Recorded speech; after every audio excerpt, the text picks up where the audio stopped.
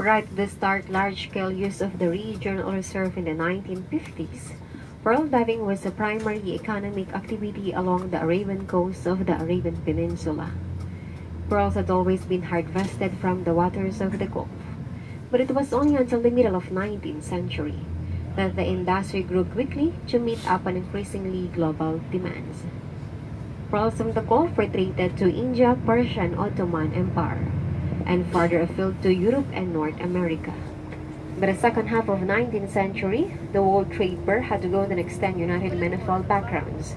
Qatar pearl diving season took place during summer months. Moving on, ahead of us, the white building is the Parliament building or the Emiri Diwan. It combines of gleaming white clock tower that built in 1960 as a Qatar symbols of newfound affluence, which thank the discovery of oil and gas industry. And as you may notice, the flag raised on top of the Parliament building is the Qatari flag. Qatari flag consisting two colors, white and maroon. White, of course, it symbolizes as purity and peace, while the maroon color of the Qatari flag, it is a line of Qatar history, environmental, and great source of pride among Qatari's population. We are now passing through the most popular coastline of Doha, the Doha Corniche, a 7-kilometer recreational path that leads into the city proper. All sorts of people come here to jog, stroll, and take pictures of the panoramic skyline of Doha. And as you may notice, the trees that we're passing through on your right-hand side are all dates palm trees.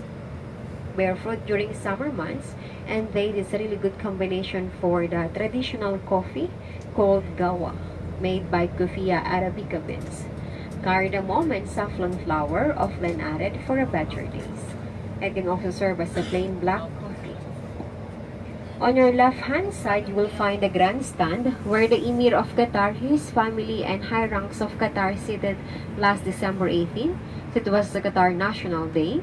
The 7-kilometer recreational path of Corniche area being closed as they have main event here for the Camels and Horses Parade.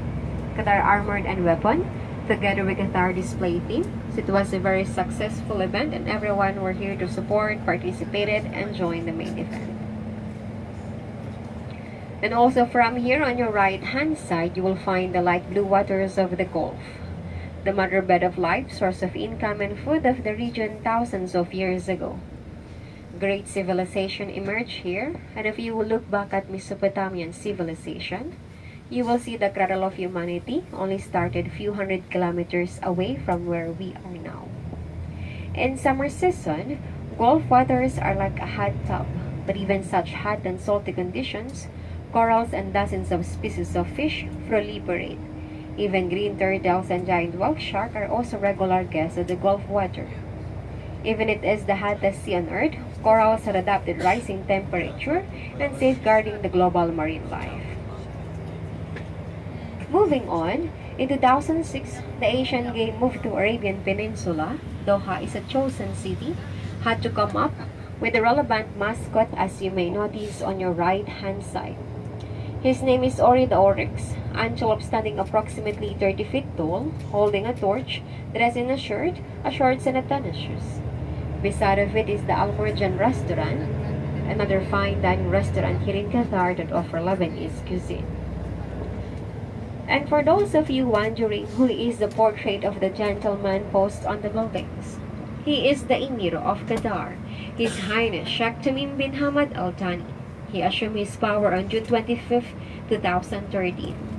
He is the current Emir, the topmost, the ruler or the leader of the country in the age of 39 years old. You'll find his picture everywhere because everyone wants to show their supports, love, and loyalty for the Emir.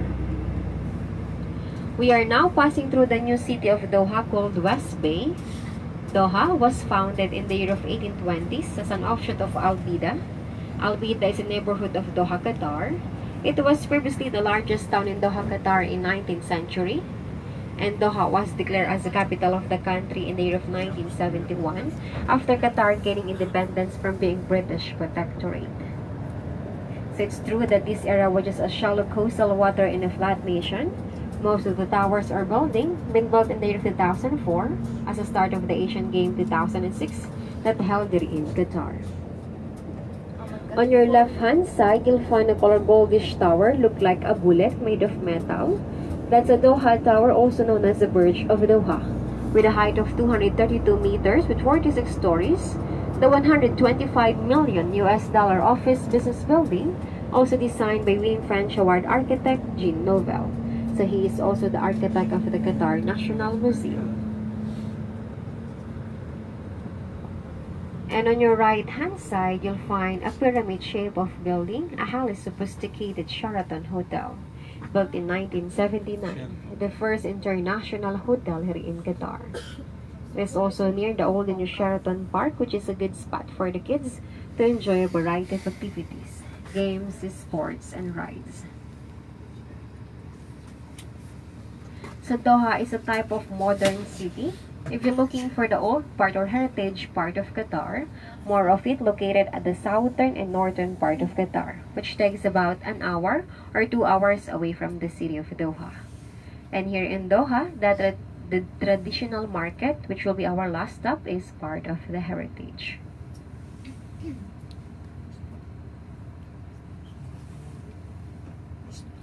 So when the first people came to Qatar thousands of years ago, the land was very different from today. Over time, the climate changed dramatically.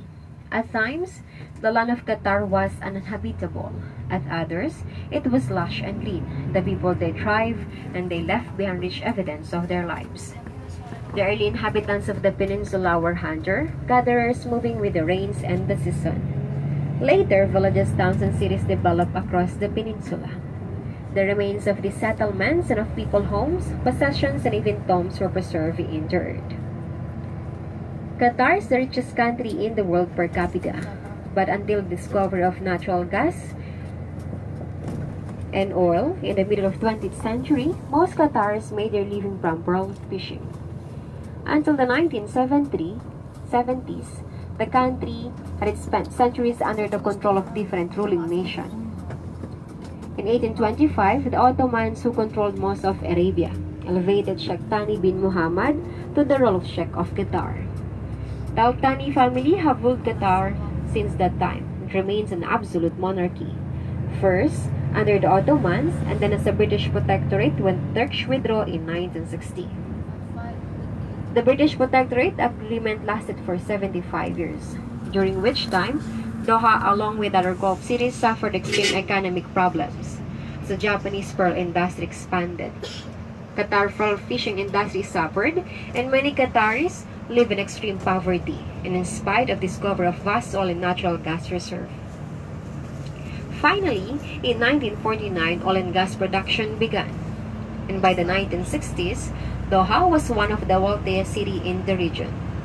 Due to the conservatism of the ruling emir, the country remained largely undeveloped, and as the British protectorate began to draw to a close.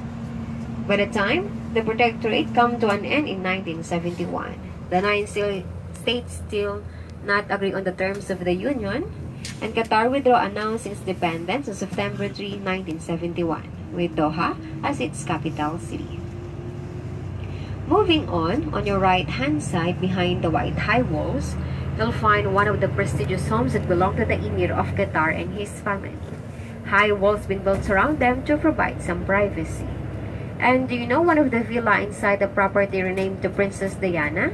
When she visited Qatar in the year of 1986, the grandfather of current Emir, which is Sheikh Khalifa bin Hamad Al Thani, provide one villa, and until now they know it as Princess Diana Palace.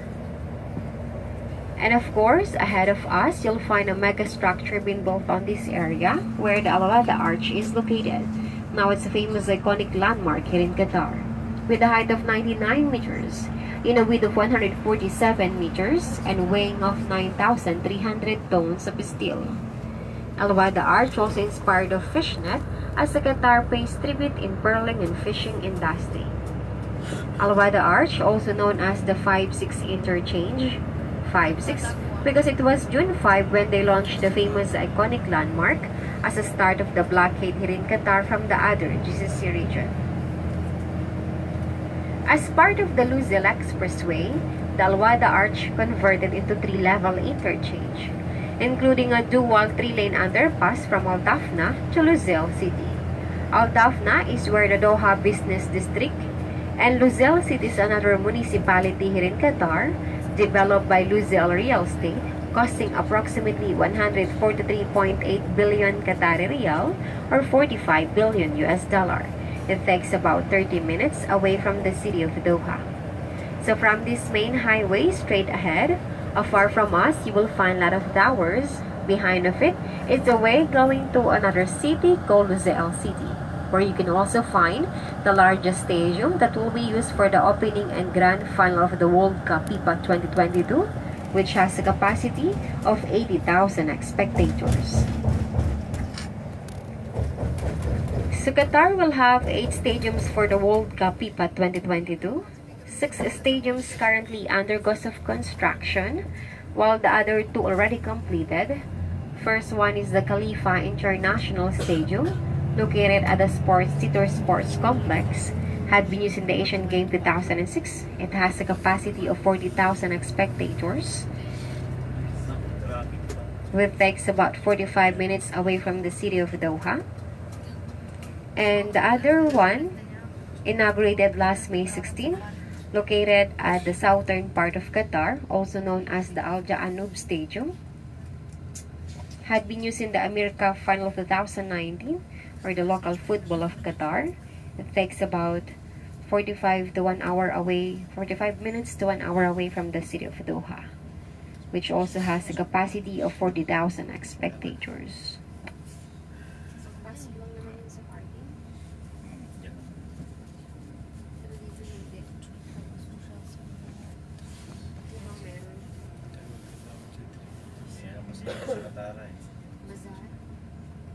Ay, doon lang naman pala yun. Doon na. Yung papasok doon sa may... Papasok nga sa parking. Yung ano yung party, ano ba yan? Palaruan ng mga bata. Kaya nga may parking.